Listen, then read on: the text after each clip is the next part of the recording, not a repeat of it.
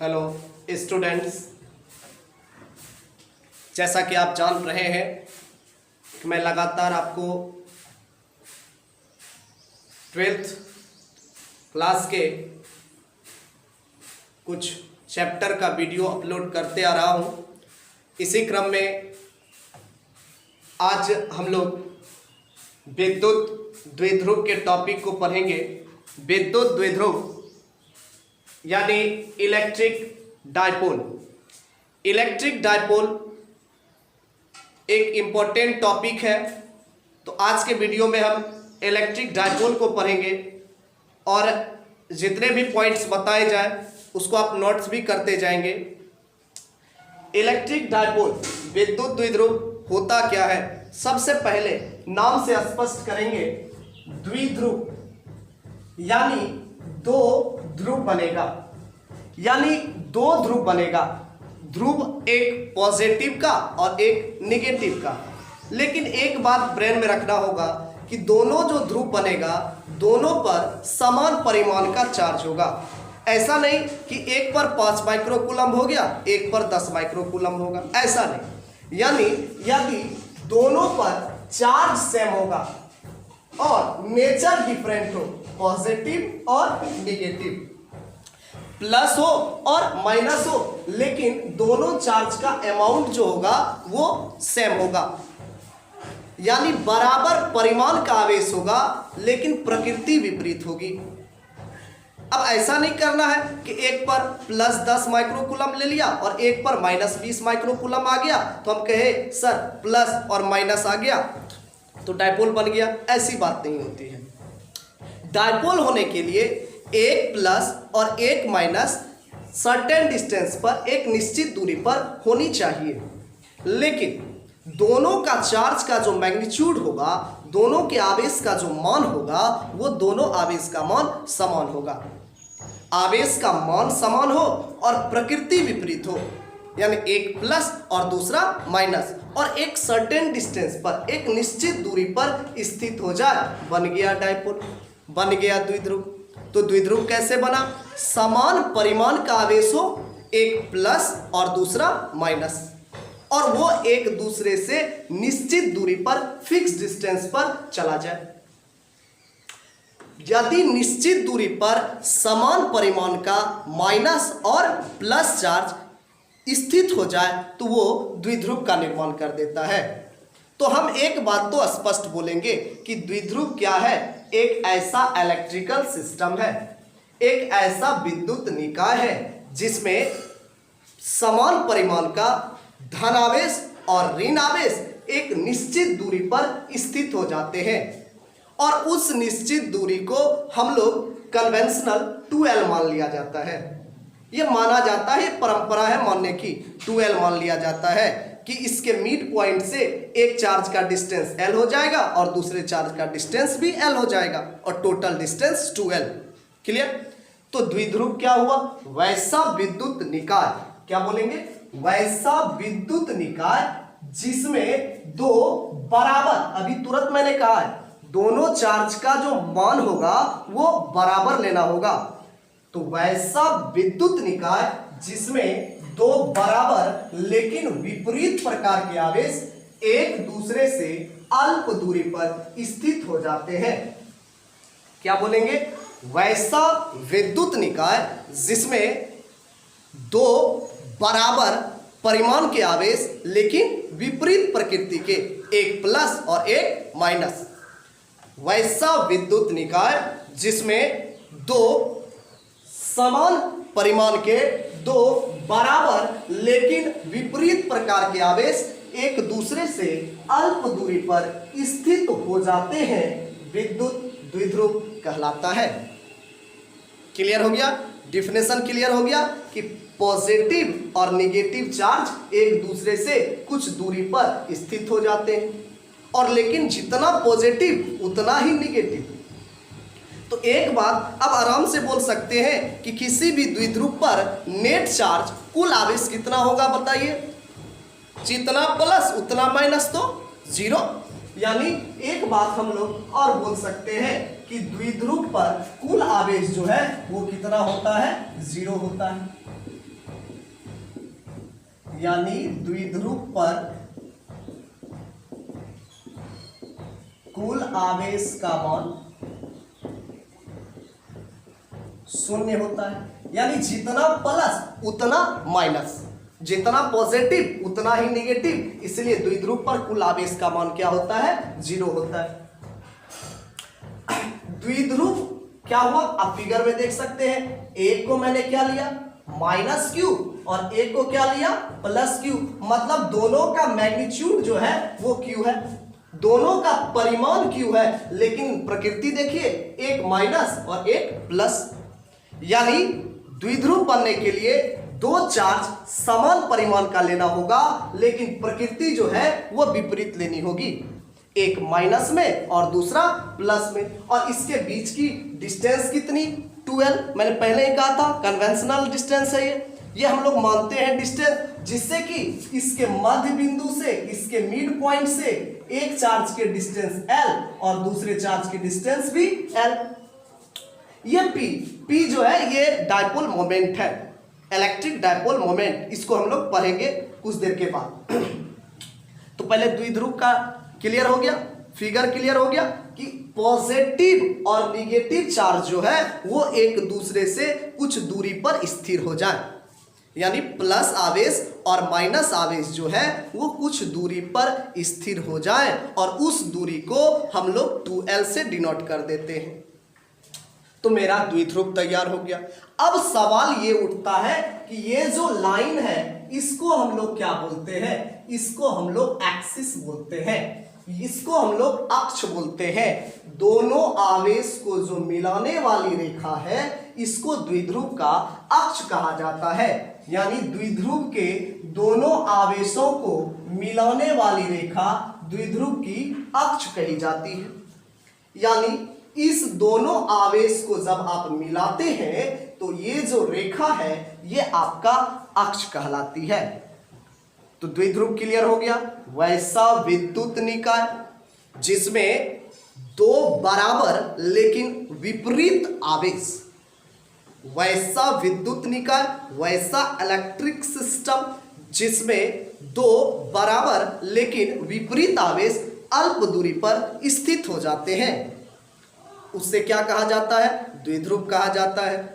द्विध्रुव में दोनों आवेश को जो मिलाने वाली रेखा है उसे द्विध्रुव का अक्ष कहा जाता है। अब देखिए, इन दोनों आवेश के बीच की दूरी, इन दोनों आवेश के बीच की दूरी को द्विध्रुव की लंबाई कहा जाता है, जिसे कन्वेंशनल 2L मान लिया जाता है। तो अभी हमने एक चीज और कहा कि द्विध्रुव पर कुल आवेश का मान शून्य होगा। जब आवेश नहीं होगा तो फील्ड बनाएगा? यस। कभी कभी एक प्रश्न आ जाता है, कॉन्सेप्चुअल प्रश्न है कि क्या कोई ऐसा इलेक्ट्रिकल सिस्टम है जहां चार्ज, टोटल चार्ज 0 हो, टोटल चार्ज नहीं हो, फिर भी वह इलेक्ट्रिक फील्ड बनाता है? तो इसका जवाब आता है इलेक्ट्रिक डायपोल। कि इलेक्ट्रिक डायपोल एक ऐसा सिस्टम है जो चार्ज न रहते हुए भी फील्ड क्रिएट करता है।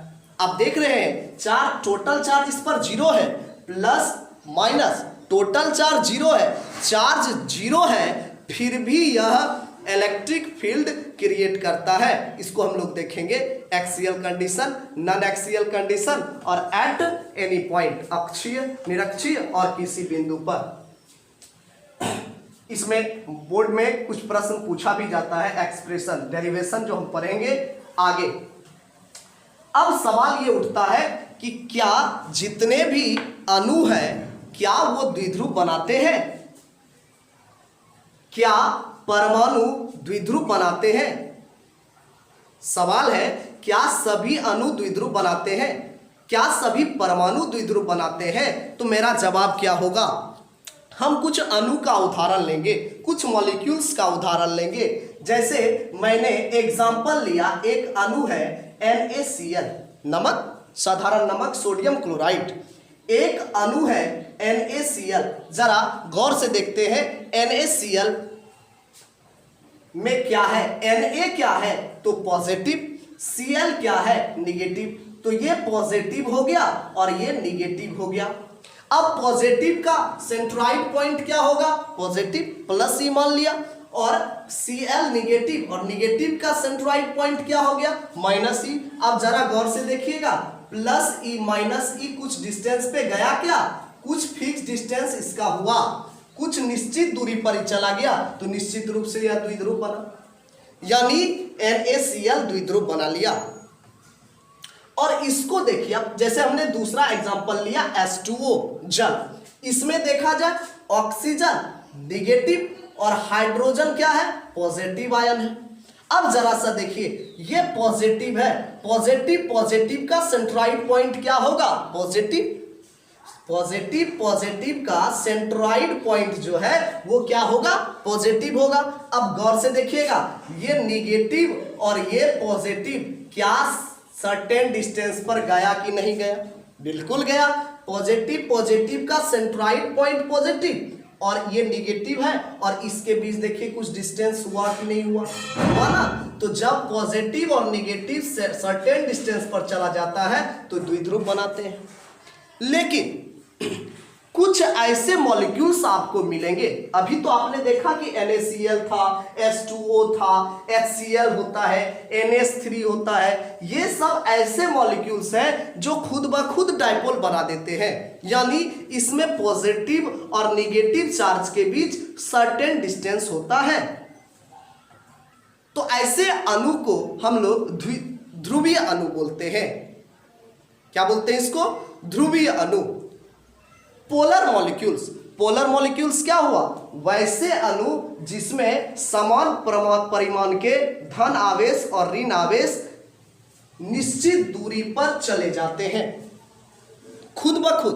तो ऐसे अणु जिसमें धन आवेश और ऋण आवेश एक दूसरे से कुछ दूरी पर, निश्चित दूरी पर रहते हैं, उसे हम लोग पोलर मॉलिक्यूल्स यानी ध्रुवीय अणु कहते हैं।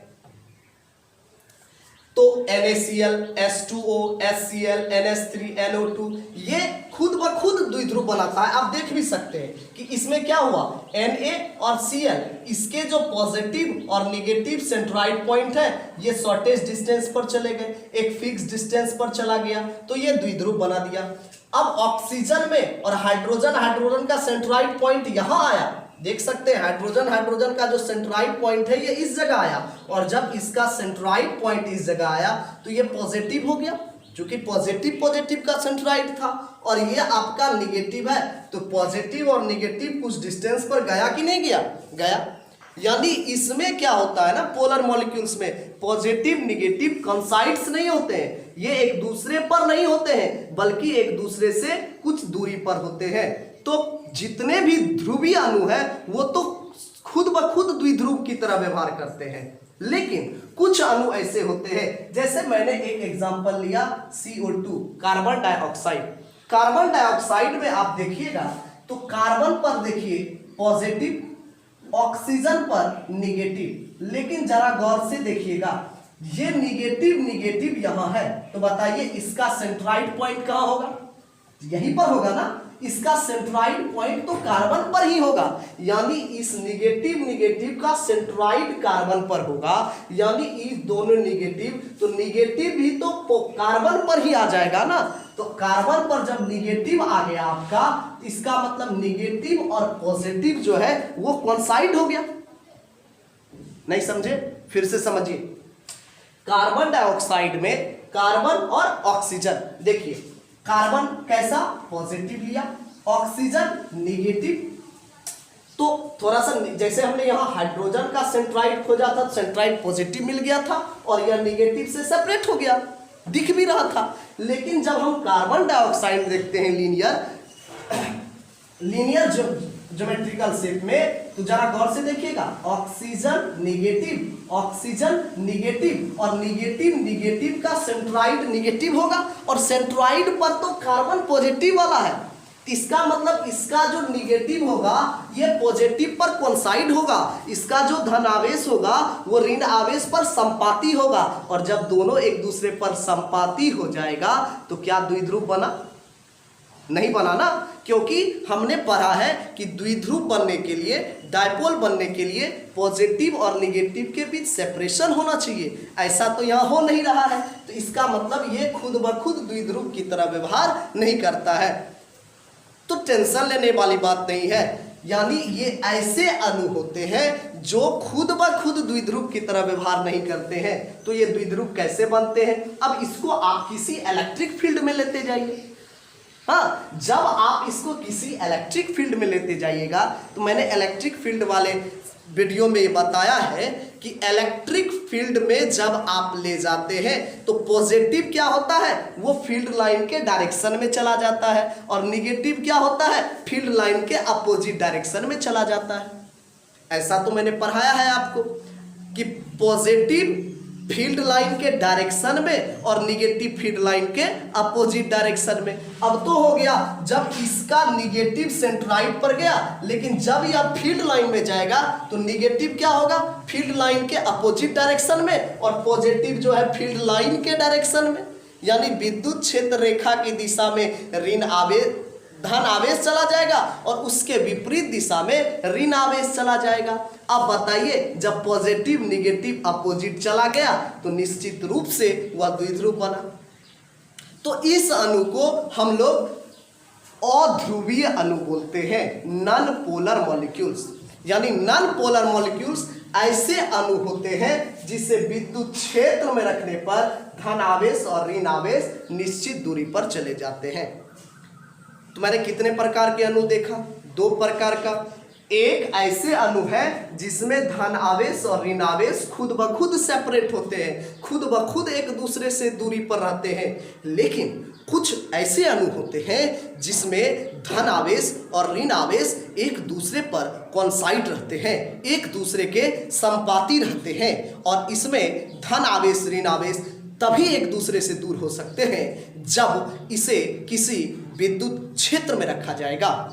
यानी जब आप अध्रुवीय अणु को विद्युत क्षेत्र में रखिएगा तो वह द्विध्रुव बनेगा, लेकिन जब आप ध्रुवीय अणु का बात करते हैं तो उसमें खुद ब खुद 2 ध्रुव बन जाते हैं। यानी धन आवेश और ऋण आवेश एक दूसरे से निश्चित दूरी पर चले जाते हैं, तो वह ध्रुवीय अणु कहलाता है। और जिसमें धन आवेश और ऋण आवेश कॉन्साइड रहते हैं और उसे विद्युत क्षेत्र में रखने पर धन आवेश ऋण आवेश अलग होता है, वैसे अणु को अध्रुवीय अणु कहा जाता है। कुछ एग्जाम्पल भी दिमाग में रखना है। ध्रुवीय अणु आपका NaCl, H2O, HCl, NH3, NO2। अध्रुवीय में आपके हो गए CO2, CH4, Cl4, C6, H6 etcetera, बहुत सारे हैं। तो समझ में आया कि कुछ कैसे अणु द्विध्रुव होते हैं। अणु द्विध्रुव होते हैं ना, क्या सभी अणु द्विध्रुव होते हैं? तो सभी अणु सामान्य अवस्था में द्विध्रुव नहीं होते हैं। कुछ अणु तो द्विध्रुव होते हैं जिसे ध्रुवीय अणु कहा जाता है, जैसे NaCl। लेकिन कुछ अणु ऐसे होते हैं जिसे द्विध्रुव की तरह व्यवहार कराया जाता है। कब? जब उसे किसी इलेक्ट्रिक फील्ड में रखा जाता है। ठीक है, लेकिन अब मेरे दिमाग, अणु का तो बात हो गया, अणु द्विध्रुव होते हैं? यस। क्या सभी होते हैं? नहीं। क्या सभी व्यवहार कर सकते हैं? हाँ, सभी अणु द्विध्रुव की तरह व्यवहार कर सकते हैं। यदि व्यवहार नहीं भी करता है तो उसे इलेक्ट्रिक फील्ड में लेते जाओ, उसे विद्युत क्षेत्र में लेते जाओ, वह व्यवहार करने लगेगा। कैसे व्यवहार करने लगेगा? तो पॉजिटिव जो है फील्ड लाइन के डायरेक्शन में चला जाएगा, और निगेटिव जो है फील्ड लाइन के अपोजिट डायरेक्शन में चला जाएगा। तो निश्चित रूप से ना सेपरेट हो जाएगा पॉजिटिव और निगेटिव, तो वह द्विध्रुव बना देगा। अब सवाल मेरा ये उठता है, क्या एटम द्विध्रुव होते हैं क्या? अब एटम, परमाणु द्विध्रुव कैसे होते हैं, कैसे होंगे? अरे परमाणु में तो पॉजिटिव चार्ज और निगेटिव चार्ज कॉन्साइड रहता है। तो सर अभी तुरंत हमने बताया है कॉन्साइड होने का बात। यदि कॉन्साइड हुआ ना तो उसको इलेक्ट्रिक फील्ड में रख दीजिए ना। जब आप इलेक्ट्रिक फील्ड में जैसे रखेंगे तो कॉन्साइड है, एक दूसरे के संपाती है, फिर भी पॉजिटिव और निगेटिव अपने आप अलग हो जाएगा। कब? जब उसे आप विद्युत क्षेत्र में रखिएगा। तो परमाणु भी सामान्यतः द्विध्रुव नहीं होते हैं, लेकिन जब परमाणु को भी विद्युत क्षेत्र में रखा जाएगा तो वह विद्युत द्विध्रुव की तरह व्यवहार करने लगेगा। जैसे आपका अध्रुवीय अणु था, नॉन पोलर मॉलिक्यूल्स था। तो समझ में आया द्विध्रुव क्या होता है। द्विध्रुव में एक पॉजिटिव होता है और एक निगेटिव होता है, और दोनों का अमाउंट सेम होना चाहिए और दोनों का नेचर डिफरेंट हो और ये फिक्स्ड डिस्टेंस पर हो जाए। तो क्या सभी अणु द्विध्रुव? सभी अणु द्विध्रुव की तरह व्यवहार कर सकते हैं। कुछ अणु द्विध्रुव स्वतः होते हैं और कुछ अणु को द्विध्रुव विद्युत क्षेत्र में रखकर बनाया जाता है, लेकिन परमाणु जो है वो द्विध्रुव की तरह व्यवहार कर सकते हैं तब जब इसे विद्युत क्षेत्र में रखा जाएगा। क्लियर? कुछ यदि नोट्स करना है तो आप नोट कर सकते हैं।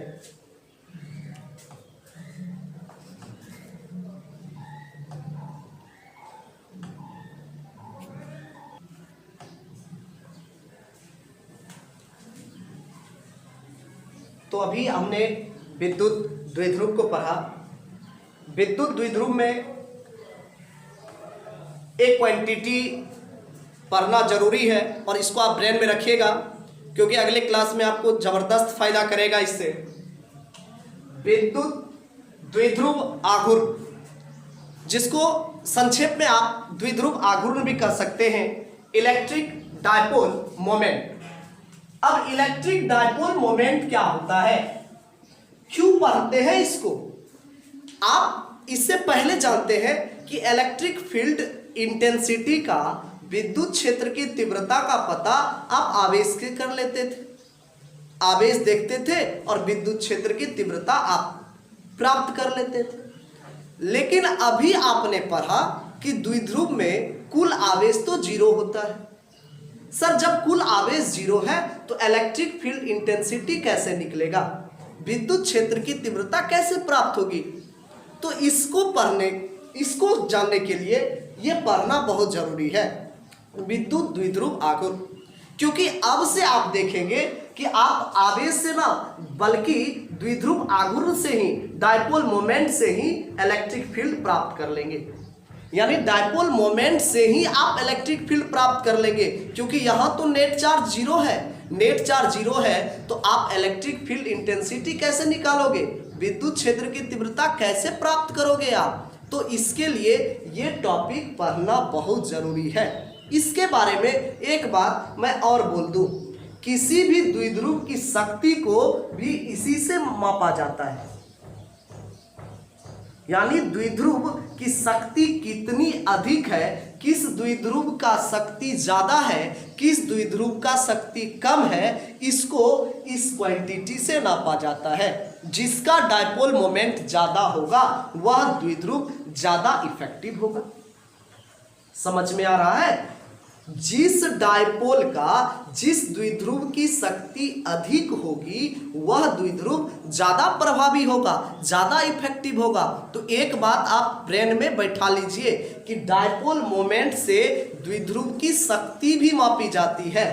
यानी जिसका डायपोल मोमेंट ज्यादा होगा उस द्विध्रुव की शक्ति अधिक होगी। तो एक बात ये भी ब्रेन में रखिएगा, द्विध्रुव आघूर्ण से द्विध्रुव की शक्ति भी मापी जाती है।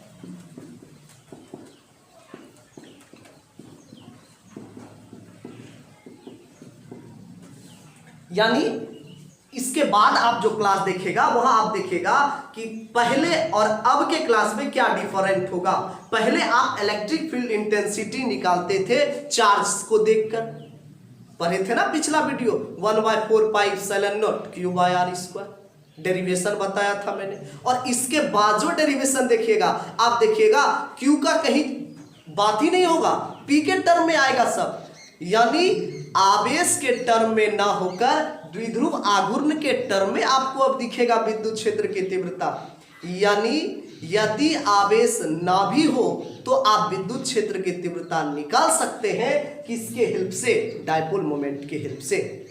क्लियर आ रहा है बात समझ में? तो डायपोल मोमेंट क्यों पढ़ना पड़ता है कि चार्ज नहीं भी है फिर भी आप फील्ड इंटेंसिटी निकाल लेंगे। क्लियर? तो ये द्विध्रुव आघूर्ण, एक बात और कहा कि इस पॉइंट से, इस टॉपिक से आप ये भी जान पाएंगे कि कौन सा डायपोल कितना ज्यादा इफेक्टिव है। तो कैसे जानेंगे? जिसका डायपोल मोमेंट ज्यादा वह डायपोल ज्यादा इफेक्टिव होगा, यानी जिसका द्विध्रुव आघूर्ण अधिक होगा वह द्विध्रुव ज्यादा प्रभावी होगा। चलिए बात आप आगे भी करते हैं। द्विध्रुव आघूर्ण क्या हुआ? द्विध्रुव में क्या होता था? दो समान परिमाण का आवेश होता था। कुछ देर पहले आपने सीखा, समान परिमाण का आवेश होता था और प्रकृति विपरीत होती थी और कुछ दूरी पर स्थित हो जाता था। तो द्विध्रुव आघूर्ण क्या होगा? किसी एक आवेश का परिमाण यानी Q और इसके बीच की दूरी 2L, इस दोनों का जो गुणनफल होता है यही द्विध्रुव आघूर्ण होता है। द्विध्रुव आघूर्ण किसका किसका गुणनफल? किसी एक आवेश का परिमाण, किसी एक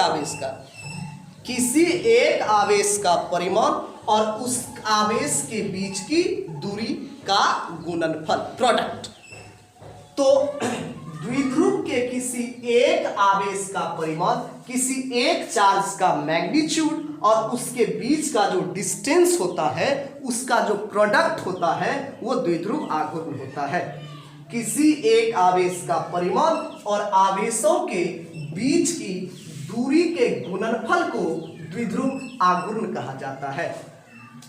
द्विध्रुव के किसी एक आवेश का परिमाण और आवेश के बीच की दूरी के गुणनफल को द्विध्रुव आघूर्ण कहा जाता है। क्लियर?